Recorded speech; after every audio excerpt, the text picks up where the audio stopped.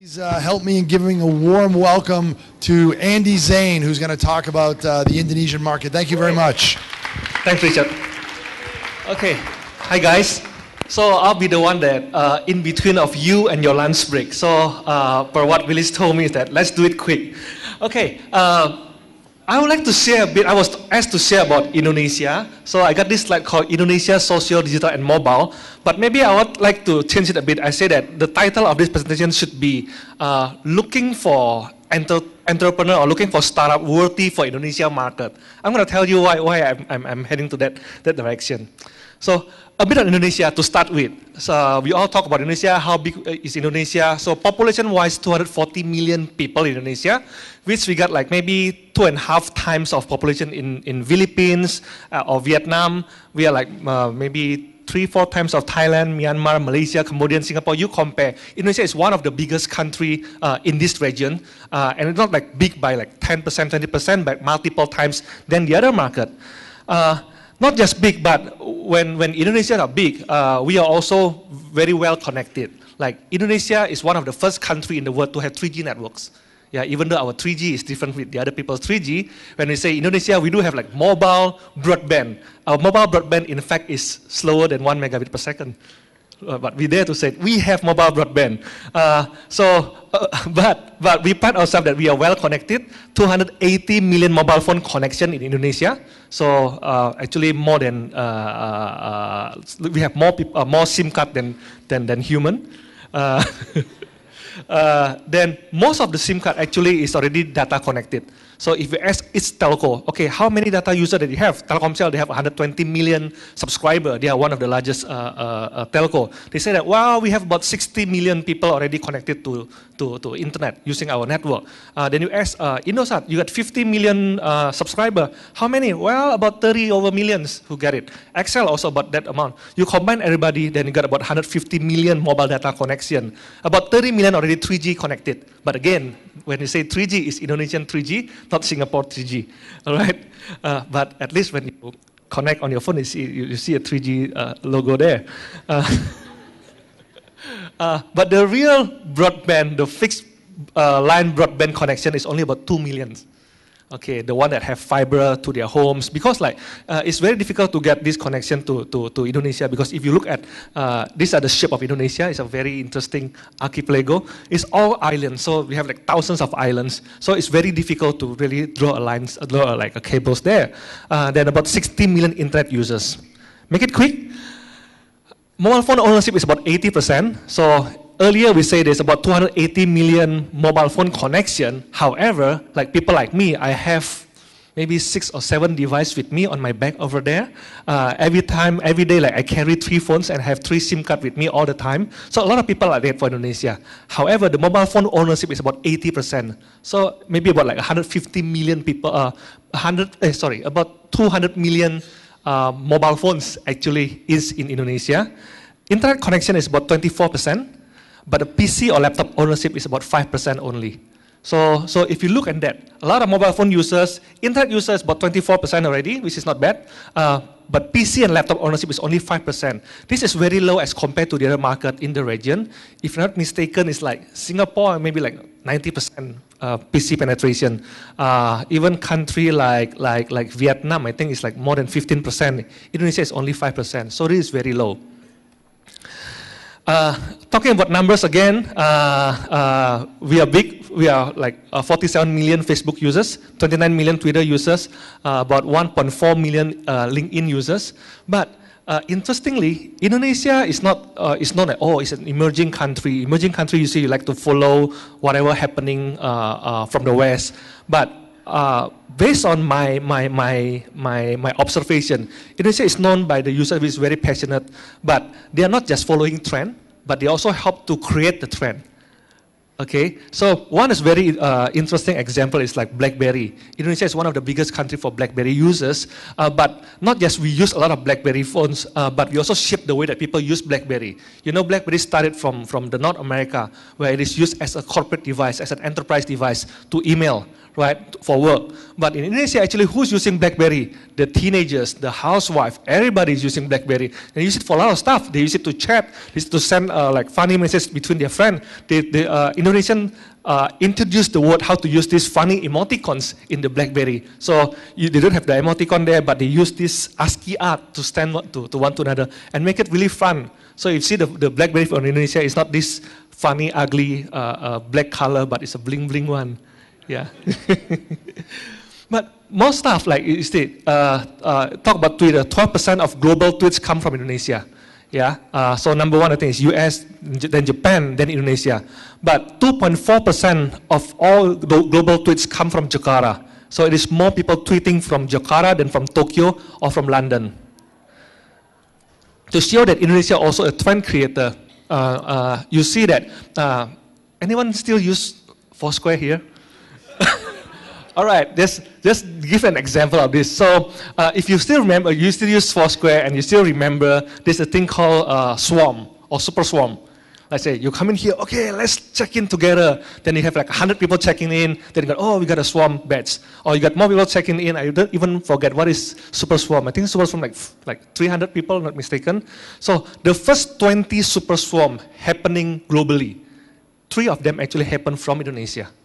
So from an unknown countries all the way back there.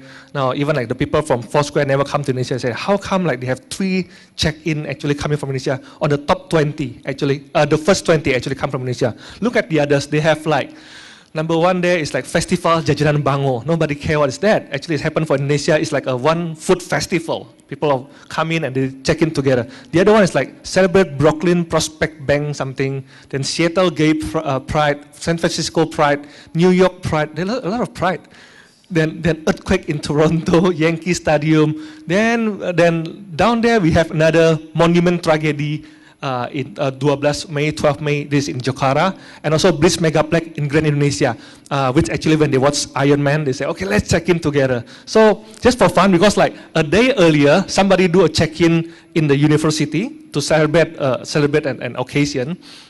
Then the next day say, okay, let's do it. Somebody done it in that university. Let's do it in a movie theater. So they watch Iron Man together and they do check-in. So Indonesia are crazy. They like to do stuff like this. But again, to emphasize that Indonesia, whoops, I thought that you asked me to stop. So it's a trend creator. If you look at how fast people in Indonesia adopting technology, if you look at this chart, in year 2008, when Indonesians start using Facebook, we are like way below. There's not much user for Indonesia. But only in 2 years, Indonesia overtake France and UK as one of the top countries using Facebook. But it took 3 years for countries like India and Brazil to overtake Indonesia. So you know that Brazil actually got similar kind of population than Indonesia. But it took them 3 years before they can overtake Indonesia as top Facebook users. Even India, with much more users, also take them 3 years before they can overtake Indonesia. Indonesia immediately come in 2 years, conquer UK, UK and France. Then come in straight away. Let's do a havoc on Foursquare. Let's show something, show them how to have fun on the internet. So these are Indonesian.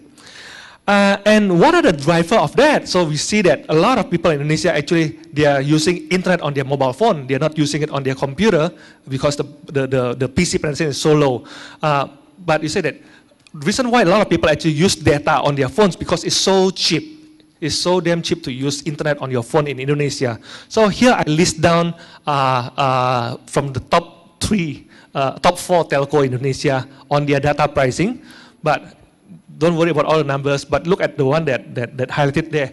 So it costs, if you go to one of the carrier 3 in Indonesia, it costs you only $2.50 to get 1 gigabyte data. So in Singapore, I think it's like 3 or 4 times of that price. Yeah. So these are like the regular rates, not on promotion. When you're promotion, you can get like free data for 6 months, which currently is one of the carrier actually is doing that. So it's a promotion. You buy my SIM card, cost you only 5,000 rupiah, which is like 50 cents. Then for the next 6 months, it's free data for you. So it's crazy, right? 50 cents free data for 6 months, good deal, right? Okay, then what you do? Okay, let's check in. And the phones are also very cheap for Indonesia. So average price of mobile phone sold for Indonesia in year 2012 is about $90. Yeah. So as compared to the other market, Singapore and Australia is about like 460 US dollar. Indonesia $90. Malaysia is about $200. Indonesia half price. Philippines, Thailand $130. Indonesia is even cheaper, still cheaper, $90 only. So the price of the phones in Indonesia. In fact, 50% of the mobile phones sold in Indonesia cost below $50. So anyone who got a $50 phones here? Okay, anyone try to target Indonesia as a market? Okay, try to buy a phone for $50, use it, that's where your user base are. Okay, if you look at this chart, if you look at the yellow one, 75% of the mobile phones sold for Indonesia cost below $200. Anyone have a $200 phones here? You got, okay, good. So we got someone who at least can understand a bit what to do for Indonesia market. So you need to really understand what kind of device are people using it, what kind of network that they are using it before you can make a service for them, because it's a huge market. Talk about 240 million populations, yeah, with 280 million phones connection, yeah, half of them using a $50 phones, 80% of them using a below $200 phones. Okay, which like here is only 1% actually using this kind of phone. It's important. Then again, 30% of the phones sold in Indonesia are dominated by local brands. So if you do something, you talk to Samsung, talk to Nokia, talk to BlackBerry or whatever, but a lot of the phones distribution is actually controlled by the local brand. Yeah, in fact, a lot of promotion in TV, in newspaper, in all this media actually is dominated by the local brands instead of Nokia. Even like I rarely see Nokia ads on TV anymore. Used to be a bit, but not so much. Local brand actually, they're the one like sponsoring TV show. Like currently they have this X Factor, like X Factor like Indonesian Idol, like the Idol show. It is sponsored by a local brand. It's not by the big brand. Okay. Then another challenge that we see is that Indonesia got 60 million bank customer only. So only 25% of Indonesians actually have bank account. So there's a bit of challenge if you say you try to get to the market, then you don't understand what kind of devices are people using. And the other way is that, oh, let's monetize it. Let's build a company, a startup. Then we try to sell something and people pay using bank transfer. Yeah, they can pay by bank transfer, but only 25% actually people have access to bank account. And only 16 million credit cards. And people who have credit card, usually they have more than one card. So penetration of credit card for Indonesia is about 3 to 4%. Even this number gonna come down. Because why? Not going up. Because like government try to regulate the credit card market. Because like if you have certain revenue, certain income, then you're allowed to have like one card. Maximum 2 cards. If no, then you're not allowed to have even a card. So actually government even try to come in, try to really regulate that. So those are another challenge. However, different situation also open up different kind of solution, different kind of creativity. So recently, the banks start looking into this because out of 240 million people, they say that there's about 220 million, half of them actually is eligible, not eligible, it's like, call it worthy to have a bank account, only somehow they don't want to have a bank account because maybe too difficult or whatever, or too hassle. So some bank actually start coming in with their innovation, say that now you can have a bank account, we don't need to have a bank account. So how to say that? You can have a bank account without need to have a bank account. You just need to have your phone number, and your phone number actually is your bank account. Right? As simple as that. But what is interesting is that, let's say, I can create this. This is done by one bank, CIMB Niaga. So what you do is that you can establish an account to your phone number.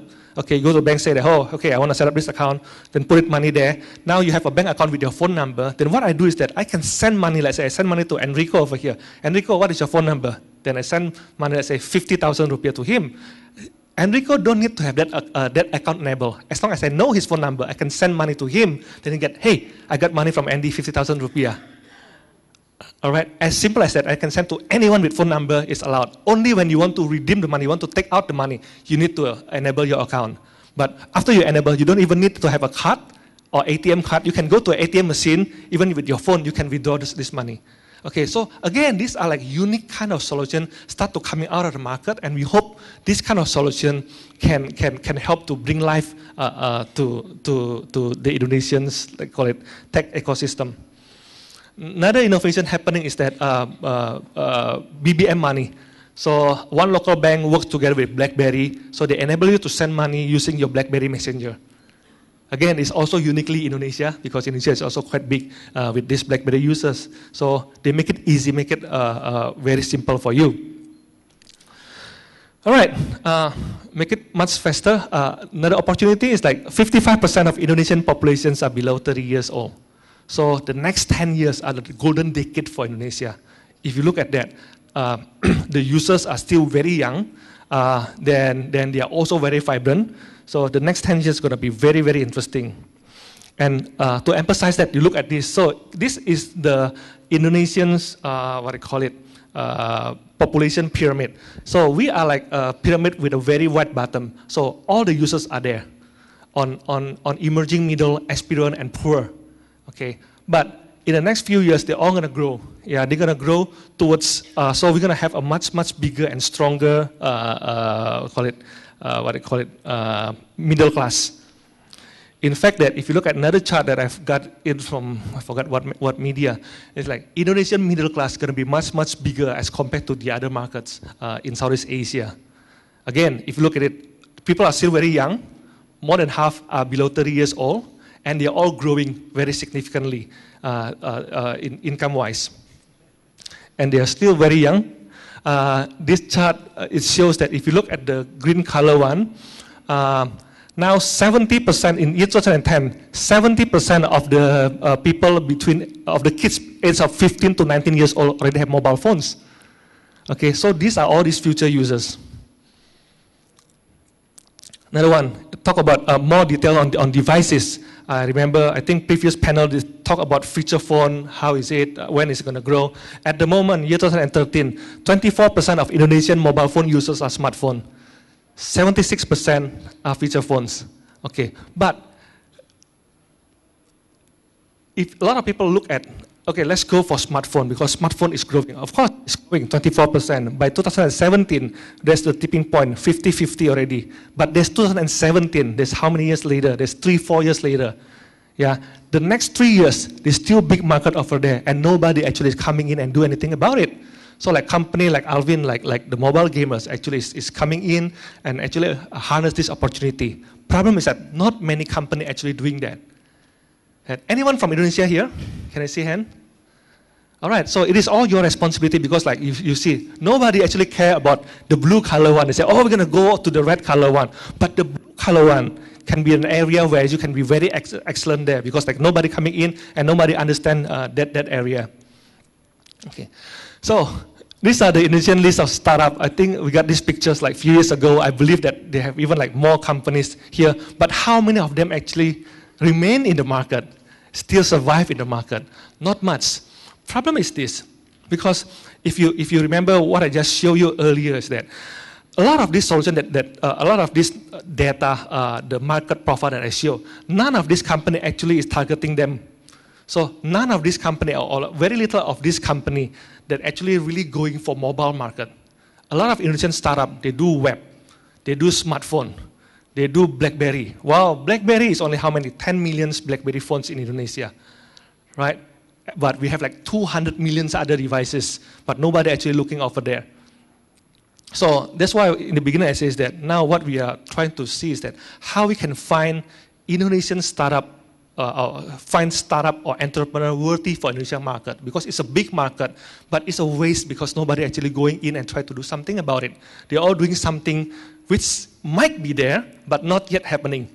And there's a lot of parties actually coming in and fight together on that future market, which is about to grow. But you'll never be able to get a strong base by targeting only smartphone, only this, they call it affluent, top of the cream of Indonesian users. All right, so those are it. My last slides, so you can have your lunch after this, is some survival tips.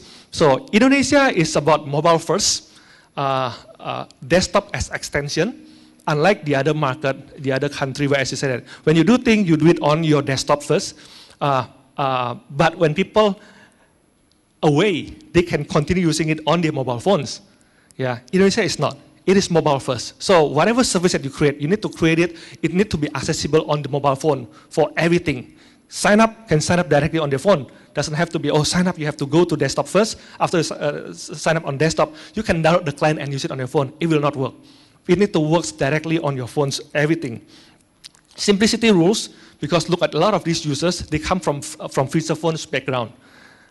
And also, they come from they are the first time internet users, and they use it directly on their mobile phones.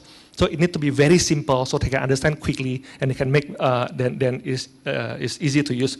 And also the patchy internet connection for Indonesia.